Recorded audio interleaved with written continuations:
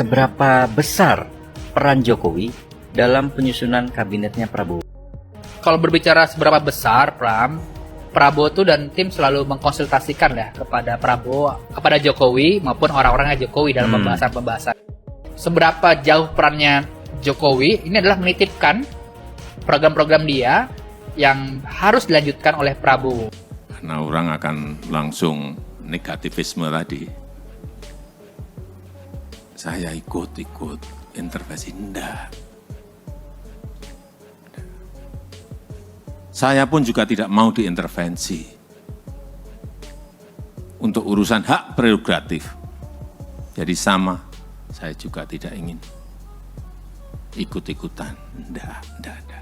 Meskipun kemarin kita makan malam 2,5 jam. Enggak, kalau enggak ditanya saya enggak akan. Karena saya sama, saya juga tidak mau hak prerogatif saya diintervensi siapapun.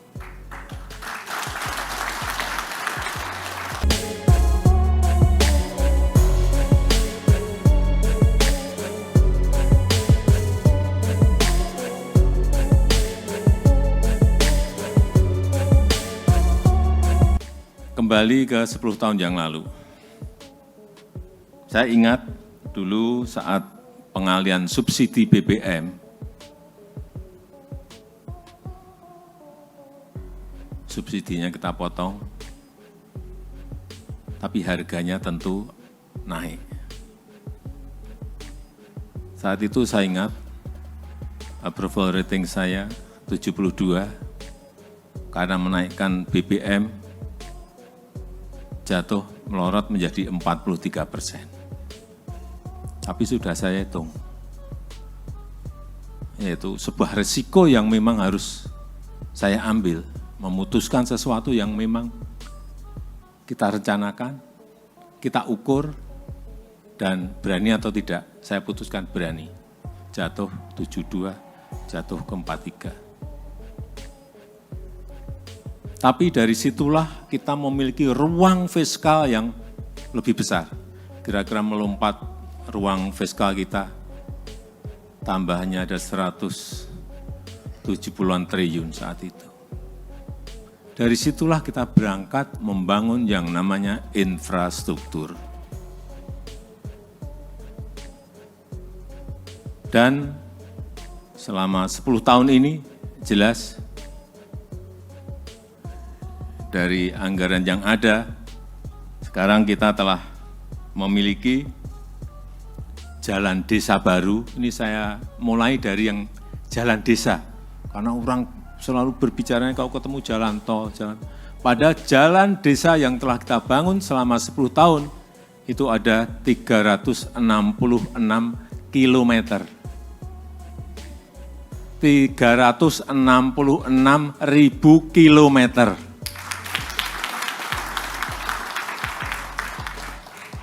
Banyak yang bertanya pada saya, nggak percaya, masa Pak segitu panjangnya? 366.000 kilometer. Coba kita lihat, jumlah desa di Indonesia itu ada 74.800 desa. Kalau yang dibangun 366.000, artinya satu desa itu hanya 5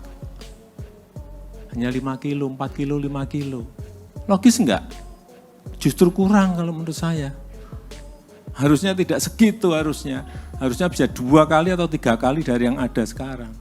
Itu adalah jalan-jalan produksi yang sangat penting bagi petani. Jalan-jalan produksi yang sangat penting bagi para pekebun yang kita miliki.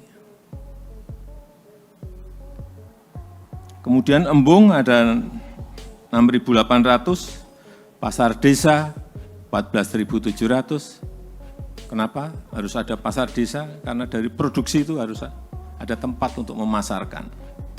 Kemudian posyandu ada 46.000 posyandu baru yang dibangun dari yang sebelumnya tidak ada. Nah, sekarang yang jalan yang gede-gede, jalan tol. Jalan tol sampai saat ini kira-kira 2.433 kilometer. Di mana kalau kita ingat sejak tahun 1978 Jagorawi dibangun sampai 10 tahun yang lalu itu hanya kira-kira 780 km. Selama 40 tahun lebih hanya 780 km. Di China sekarang memiliki jalan tol 48.000. Jadi jauh banget masih. Bandara dibangun 26 bandara baru, airport baru. Pelabuhan, seaport 25 baru. Yang perbaikan ada 164. Kereta cepat juga sudah dibangun dari Jakarta ke Bandung. Hanya 148 km. Itu pun ramenya bertahun-tahun. Di China sekarang sudah memiliki kurang lebih 28.000 km kereta cepat. Kita 148 km. Artinya stok infrastruktur kita masih jauh tertinggal dari negara yang tadi saya sebut. Bendungan telah dibangun 53 bendungan baru dengan jaringan irigasi 1,2 juta hektar. Yang pada akhirnya itu bisa menurunkan biaya logistik dari 24% ke hitungan terakhir kurang lebih 14%, sehingga menambah daya saing kita. Dan juga mengurangi jumlah desa tertinggal dari sebelumnya 47.000 menjadi 10.400. Dan kelihatan itu pembangunan infrastruktur itu telah menaikkan global competitiveness ranking kita dari 42 di 2015, sekarang di ranking 27. Dan juga telah menaikkan Global Innovation Ranking dari 97 melompat ke 54. Ini angka-angka yang memang harus kita sajikan supaya kita, karena Bapak Ibu pinter-pinter semuanya, jadi tahu bahwa dari pembangunan itu ada hasil-hasil yang konkret yang akan memperkuat daya saing kita, competitiveness kita akan. Nah, itu yang perlu angkanya saya sampaikan. Dan memang sudah saatnya bangsa kita sekarang ini berkonsolidasi. Bangsa ini harus berkonsolidasi. Negara ini harus berkonsolidasi. Semua harus kompak. Seperti tadi sampaikan Pak Lili, semua harus bersatu.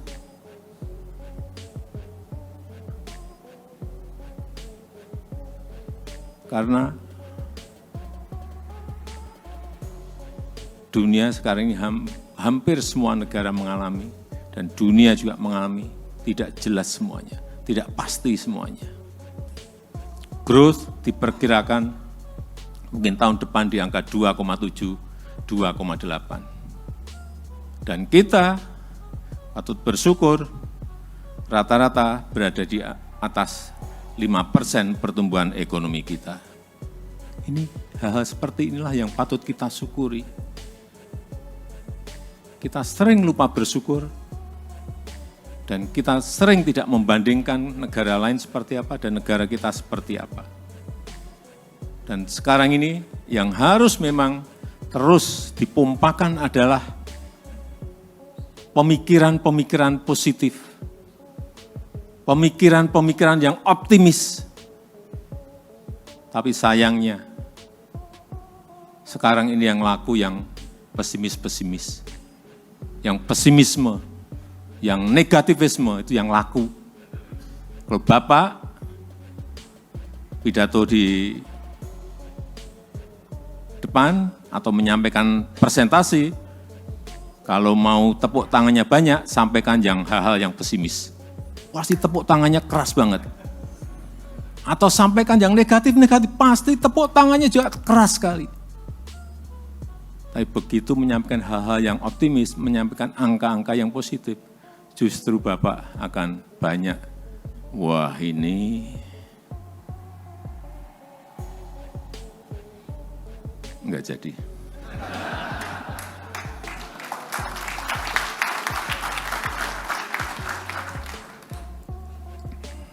Dan saya meyakini Bapak Jenderal Purnawirawan Prabowo Subianto mampu membawa kita semuanya untuk menuju ke angka-angka yang tadi saya sampaikan. Nanti ditunggu saja hari Senin seminggu lagi. Menteri-menterinya akan dilantik. Kalau mau tahu menterinya siapa-siapa, tanya ke Pak Ahmad Muzani. Jangan tanya ke saya yang berkaitan dengan itu. Karena orang akan langsung negativisme tadi. Saya ikut intervensi, enggak. Saya pun juga tidak mau diintervensi untuk urusan hak prerogatif. Jadi sama, saya juga tidak ingin ikut-ikutan. Tapi kalau ditanya, ya saya jawab. Kalau ditanya, kalau enggak ditanya, saya enggak akan jawab. Menurut Bapak, Pak Andri Rosadi. Nah, saya jawab. Kalau enggak. Meskipun kemarin kita makan malam 2,5 jam. Enggak, kalau enggak ditanya saya enggak akan. Karena saya sama, saya juga tidak mau hak prerogatif saya diintervensi siapapun.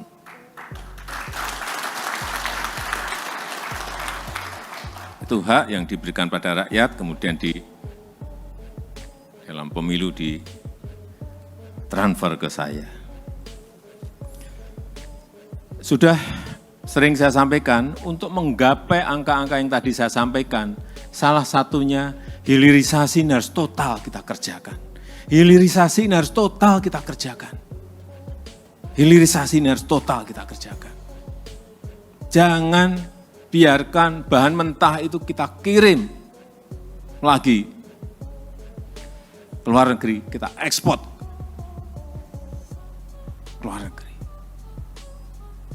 Siapapun, nggak ada masalah. BUMN mau mengerjakan silahkan, swasta mau kerjakan silahkan, asing mau kerjakan silahkan, join berpartner silahkan. Tapi di dalam negeri.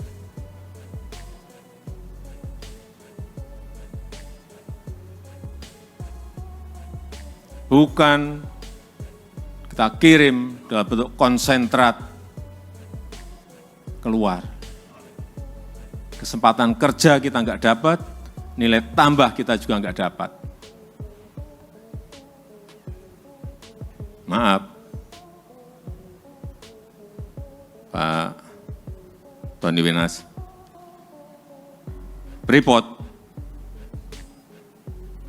itu sekarang sudah memiliki smelter dengan kapasitas 3 juta ton konsentrat tembaga di Gresik. Betul, Pak. Pertanyaan saya, selama 50 tahun lebih konsentrat itu dibawa kemana? Tapi bukan Pak Tony. 3 juta ton konsentrat tembaga yang di dalamnya juga ada emasnya.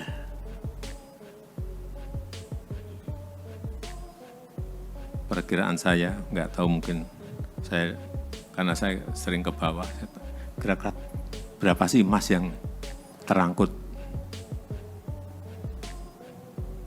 kira-kira 40 sampai 50 ton per tahun. Jangan tepuk tangan. Kalikan saja 50 kali 50. 50 ton kali 50. Rupiahkan saja ibu-ibu 1 gram berapa itu 2.500 ton. Karena nggak ada smelter. Kita nggak bisa tahu. Tapi sekarang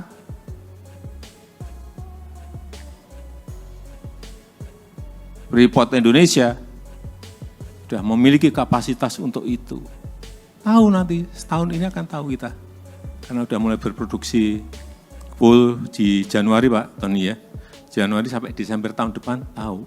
Kita tunggu di Desember tahun depan berapa ton ya produksinya. Ya. Perkiraan saya, iseng-iseng saya sering tanya ke bawah-bawah ya. 50. Besar sekali, rupiah kan enggak ngerti. Saya pernah merupiahkan langsung lemes saya. Tapi enggak apa-apa. Kita juga bersyukur Freeport sudah bisa kita ambil alih 51% dan sebentar lagi akan tambah lagi. Artinya Freeport itu bukan kepemilikannya bukan perusahaan Amerika lagi, tapi sudah milik Indonesia, milik MinID. Dan ngambilnya dulu juga tidak gampang. Enggak mudah. Dari 9 melompat ke 51 gampang. Yang saya kira timnya kemarin ada 4, ada 3 menteri, 1 wamen. Salah satunya Pak Budi Gunadi Sadikin. Yang saya senang, kita beli saat harganya murah. Ingat saya berapa? 3,9 ya, billion US dollar. Sekarang market value-nya mungkin berapa? 20, berapa Pak Tony? 24. 30 miliar lah.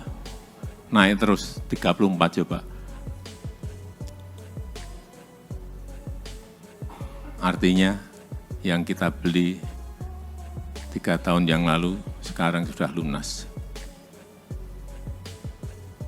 Tahun ini lunas Pak Tony ya. Lunas.